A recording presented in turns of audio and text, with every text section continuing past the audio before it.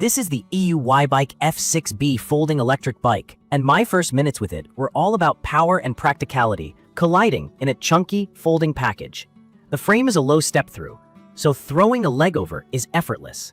The battery is huge and sits visibly behind the seat tube, so it doesn't try to hide what it is. Key features are obvious right away.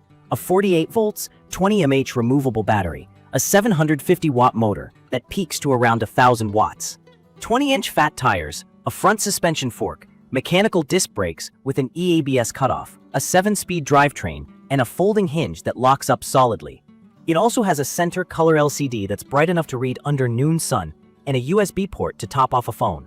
I'll be straight about the looks. It's more mini-moto than sleek city bike. The tall stem reminds me of a beanstalk, and the big battery doesn't blend into the frame. It's not subtle, but the low step makes it easy to live with day to day, especially when I'm hopping on and off for errands. The folding part is quick. I can get it unlatched and folded in under a minute. The catch is weight.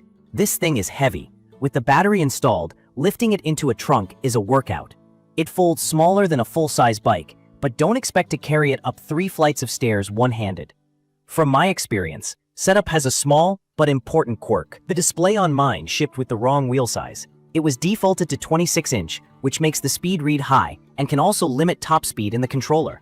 Switching the setting to 24-inch matched my GPS and let the bike stretch its legs. If you're new, PAS means pedal assist, where the motor adds power while you pedal. Throttle is motor only, no pedaling. With the display corrected, I saw about 30 miles per hour on throttle on flat ground with a full battery, and around 26 to 28 miles per hour in a high PAS level if I spun fast enough. That's Class 3 territory, which is quick for a 20-inch folder. Power delivery is snappy. The throttle jumps with a quick punch, which feels fun, but can be jerky if you're not braced. Torque numbers on paper are healthy, and in real life, that means it pulls confidently from a stop and grinds up short, steep hills without drama.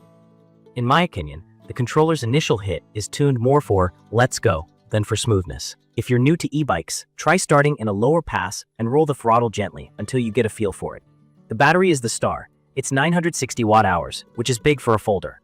I did a full day of mixed riding, bike path, a grocery run, back streets, a few hill repeats to see how hot everything got, and clocked just over 50 miles before I even started thinking about range anxiety. I ended with a couple bars showing, though keep in mind those bar displays are not linear. On another ride where I leaned harder on throttle, I got a strong 35-ish miles. If you stay in mid-pass and keep pedaling, 60 to 80 miles is reasonable, depending on your weight, wind, and hills.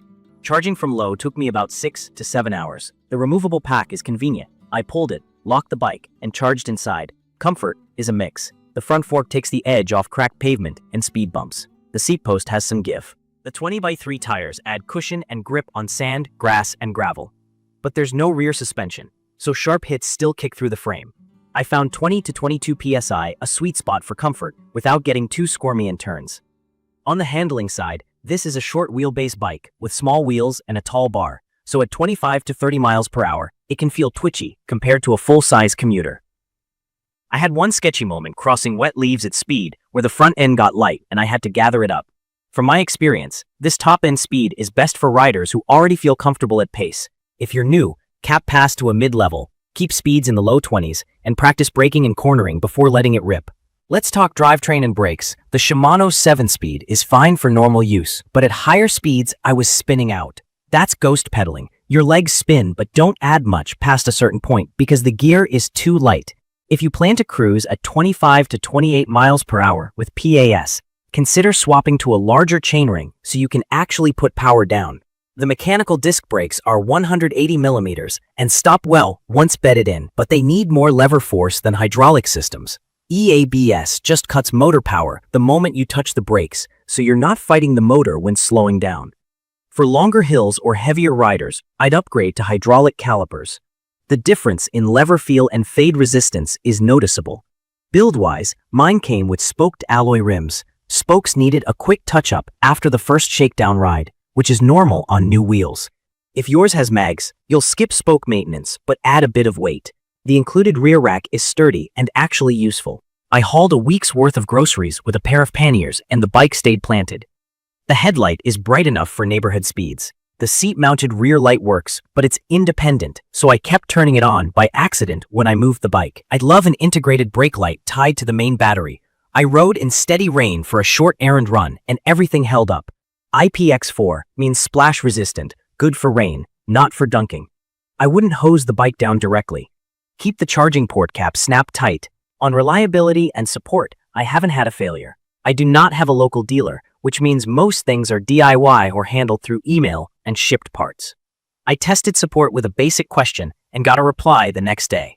That's fine for tweaks, but if you're worried about downtime, keep in mind you won't roll into a neighborhood shop that knows this exact model.